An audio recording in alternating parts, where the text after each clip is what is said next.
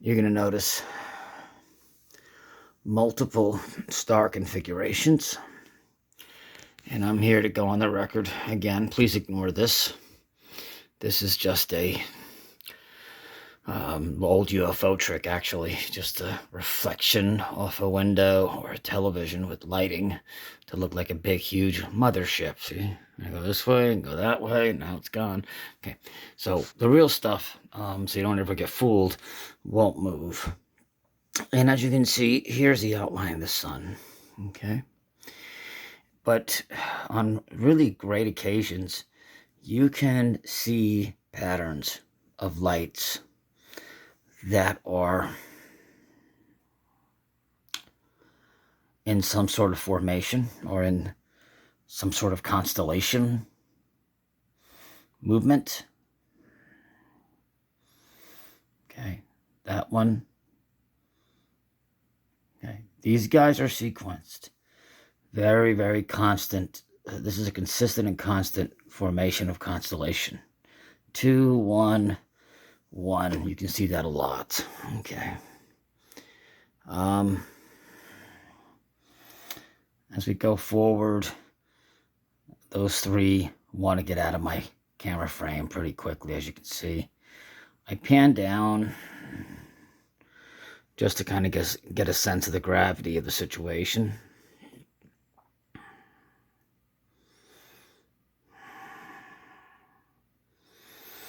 And in doing so, you're seeing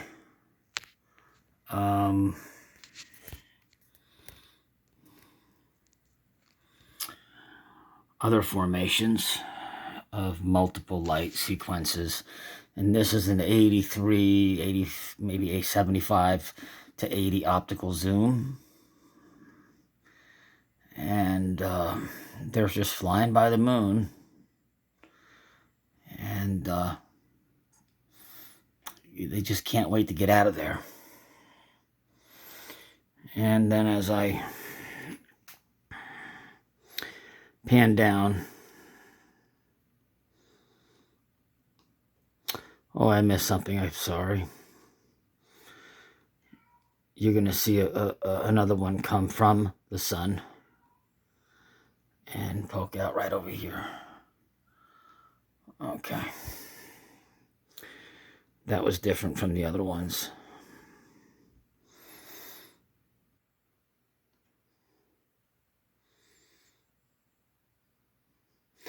As I pinned down, just kind of wanted to see what else was going on out there.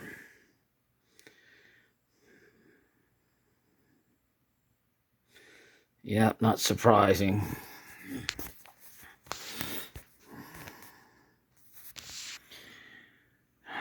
You have object number 1, object number 2, object number 3.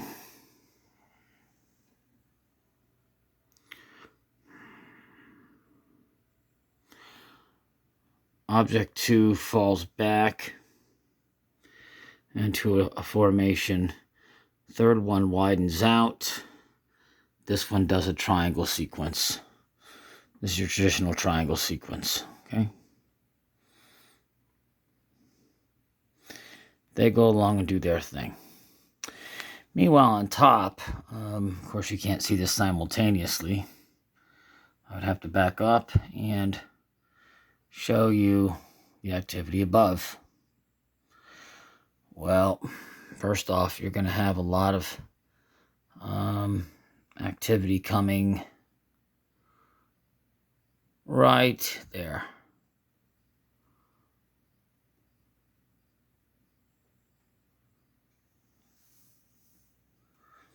I'm sorry, let me hit my display button. Maybe I can get rid of that.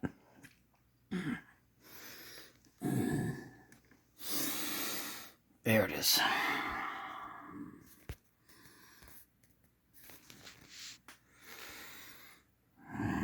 Now, it also has a trailer type star following it. Let's just go ahead and hit the slow motion again, frame by frame. and it's out of here. There's one over here too. These things are just everywhere. They're not birds. Okay, you can see this thing has some real depth to it. It's going behind the cloud line.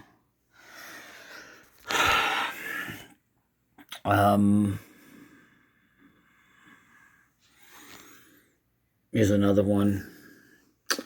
Of course, behind that one's another one. I mean, I could just go on all day long. Do you film anything during the daytime where you see flying orbs and discs? There's a third one over here, actually. Yeah. I mean, do you go outside and just answer yourself something? Do you go outside and see flying, glowing objects like this during the blue skies? Huh? In formations? Yeah, just ask yourself that. I want you to be open-minded. I do have to kind of, zoom in a little bit. Maybe lighter is better. But sometimes when it's too bright, you can't see it. So, boy, you can see one right there. Silhouette of the sun. What's this? What's up with this activity?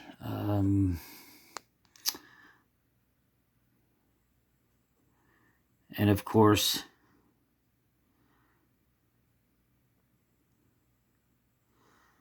it's going its own way, and it's going to have a backup. Okay. And that's going to do its thing. And if these objects are near the sun, which maybe they are, maybe they aren't, because they only come out when I'm filming the sun, and only under certain conditions to where I have shadowing effects. So now I did a deep pan. I pan down. I call this a deep dive. And deep dives are really interesting because if the cloud formations are correct and the weather conditions are formidable, I can see lots of things in a pan down. So back it up. Okay. All right. There's so much going on here that it's next to impossible for a human mind to comprehend the hell is going on. Never mind having the insanity of doing something like this, because this is a great way to burn out your lens. And now all of a sudden you got to get a new Nikon P1 million or whatever, right? So let's brighten this up a little bit. What do we have down here? Well, oops, sorry.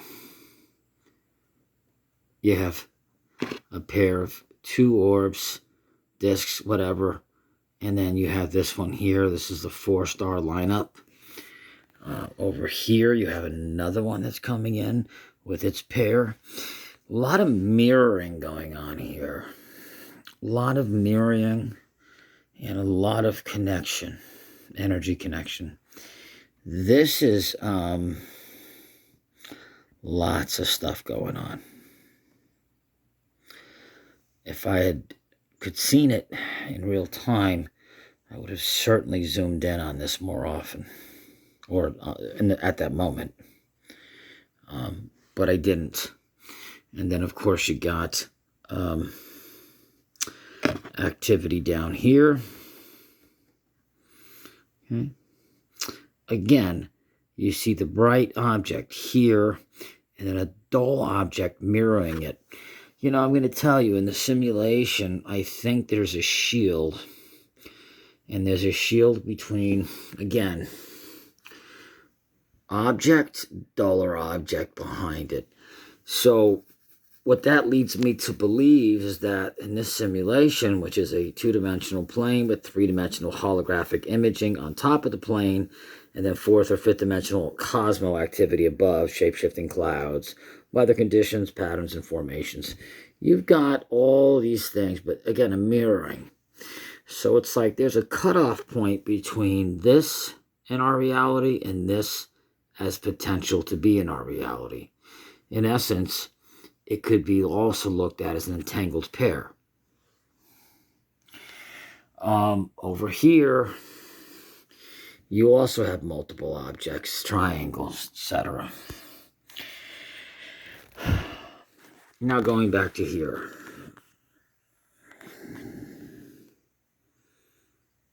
Okay. And let's not forget about this pair down here.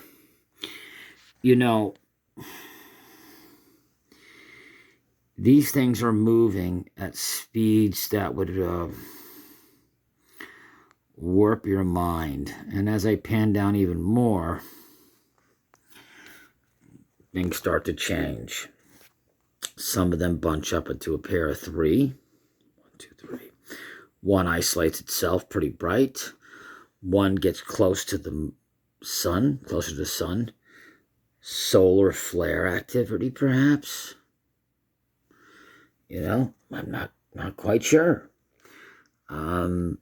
There's this guy just hanging out there. And you've got a new one here. Well, no, we were talking about that. We have the two pair here that moved in. A third one. Another mirroring. Lighter version of that. And it just goes on and on and on. Now, at the top, let's not forget about that. You've got your tri-star combo. If this thing is anywhere near the sun, let's say, let's assume it's really close to it, my God, is that going to be massive? Of course, you got two other anomalies right here. You have one on the fringe of the sun. It has a mirror too, meaning that it has a source. Okay, a source that is producing this star. There's a lot of mirroring source activity. Okay, paired and tangled. I mean, it just goes on. I would play it and fast forward, but you're not going to see it. You can't see it. I don't know about you, but when I film the blue sky, I don't see all these things lined up and moving around and doing these things. You know, maybe you do. Maybe you're one of the lucky ones. I get to see everything, right? But not me. So I'm just going to go ahead and move forward a little bit. Okay, this is turned into a very consistent constellation pattern called Lepus. That looks just like constellation Lepus. Then what you have over here are three stars that look very similar to Orion's belt in the middle. Now, I can't say for sure because there should be another star over here somewhere or over there that might resemble Rigel or Betelgeuse. In any event, there's some consistency in pattern recognition here. Your typical triangle formation. Above, what do you have? Mirroring effect of three stars. They're still there, by the way. They seem to not move. And then you've got this guy's entered the picture. And if you look close enough, again, it has a mirror, which is a source of where it's coming from.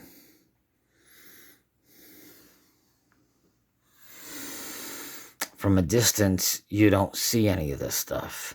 Maybe a little bit down here. Over on this side, you have a large gap of 1, 2, and then 3 glowing objects that'll be moving at a high velocity and doing their own thing. Now this guy's going to go this way. Okay, and he's off to the races. Down here, we just moved it a lot. Well, we got all types of stuff going on. You know, again, another new star You've got, again, mirroring two stars that might be coming from two different dimensions. You got the larger star here, and some pretty big emptiness there.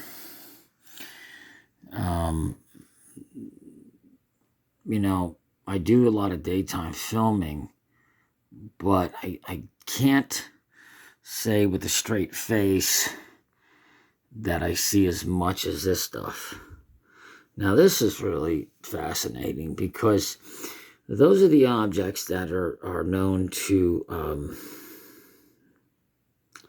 by Dr. Stephen Greer as the Greys. But take a look at this. What has this turned into?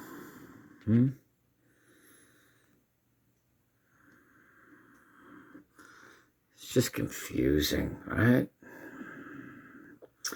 Again, very typical constellation configurations, but I can't pinpoint the exact one. But I do believe it's constellations. So anyways, this guy comes out of nowhere. He's a larger one, right? And these are the entities that are most common in a lot of my videos. Now, if this guy is near the sun, he's bigger than the Earth,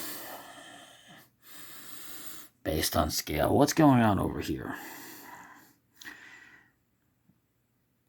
Guys, they're hiding the constellation stars inside or near or around the sun. 1, 2, 3, 4, 5, 6, 7.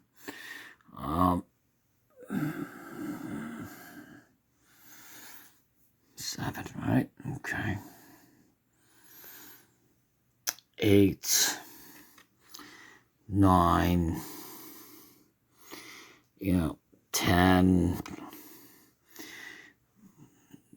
11, 12. I mean, 13. Where do you want to go with this? You know what I mean? Now, these two start to move away from other ones. So what's really happening here is these could be constellations, and what this is doing is this is influencing that one and tugging it along like a tugboat. Watch. Ready, set, choo-choo. Right? Oh, I panned out, but it was moving it. Now I go down even deeper.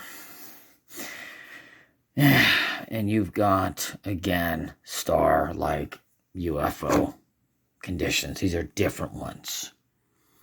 Okay? This is massive. That's probably maybe Venus, maybe Saturn, whatever. You got these guys up here. I'm looking at a nighttime sky, and I'm seeing a bunch of stars freaking out, moving. And this is in the shadowy effect of the sun. They're everywhere. They're everywhere.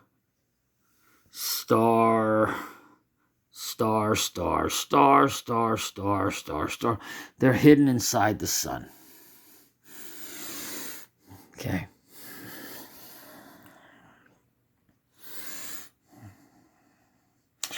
Now that guy's in a big rush.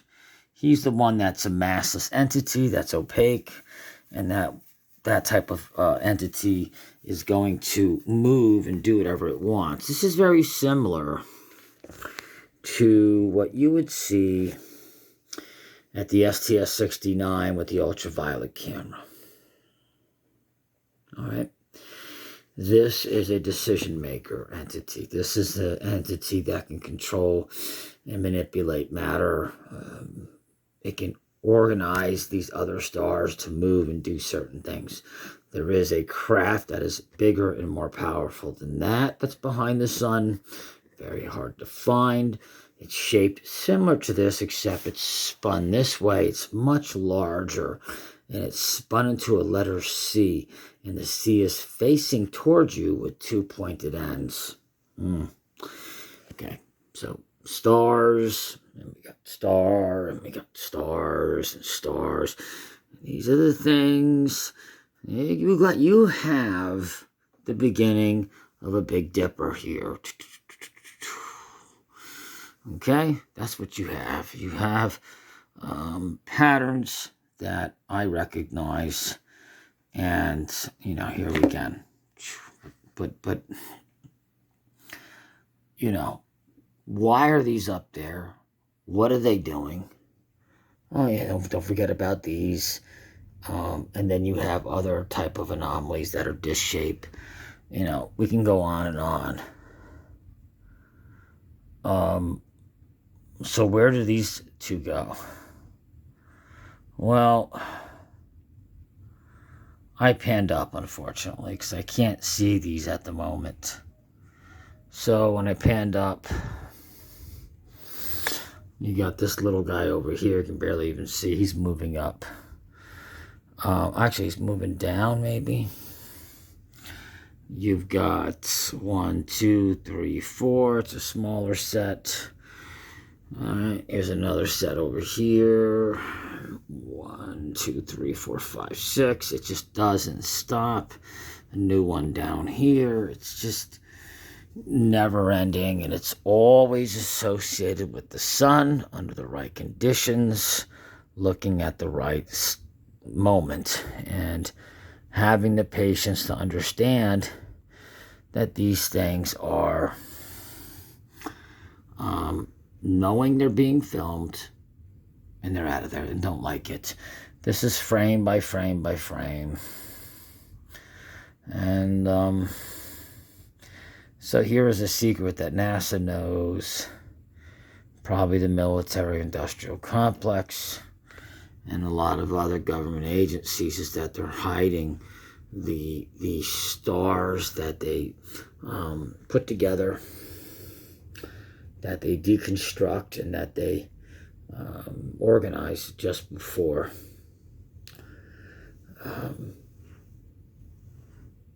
sunrise and sunset. See this star? That dull one is on the other. This is my perception. That dull one is on the other side of the shield. Okay, here we go. Here's another one.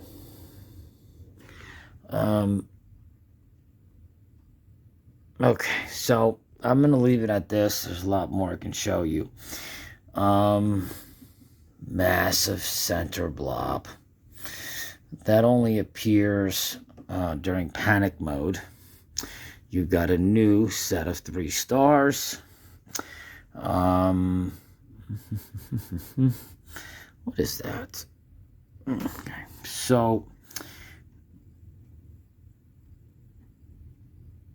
Okay, so they're out of here. These two have decided to go toward the south and said, "See you later, alligator." And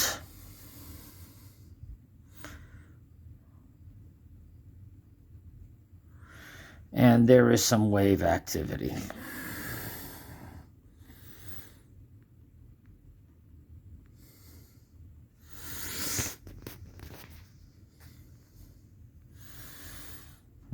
Okay. You see the waves.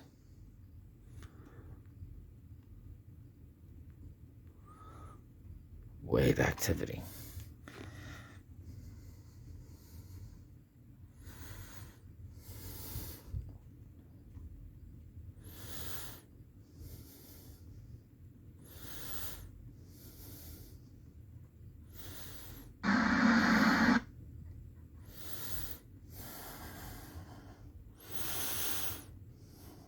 Okay.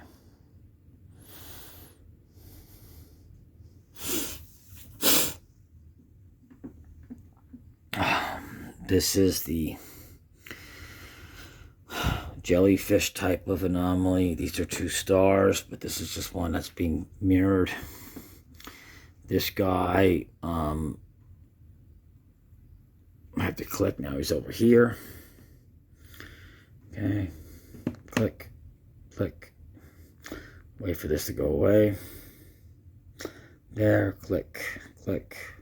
Click. Now he's down there.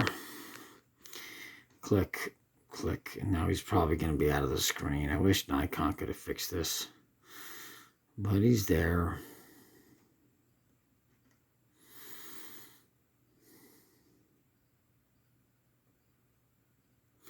Now he's decided. I wish I could show it to you like in a better way, but Nikon always keeps their stuff up when you're manually fast forwarding or rewinding something.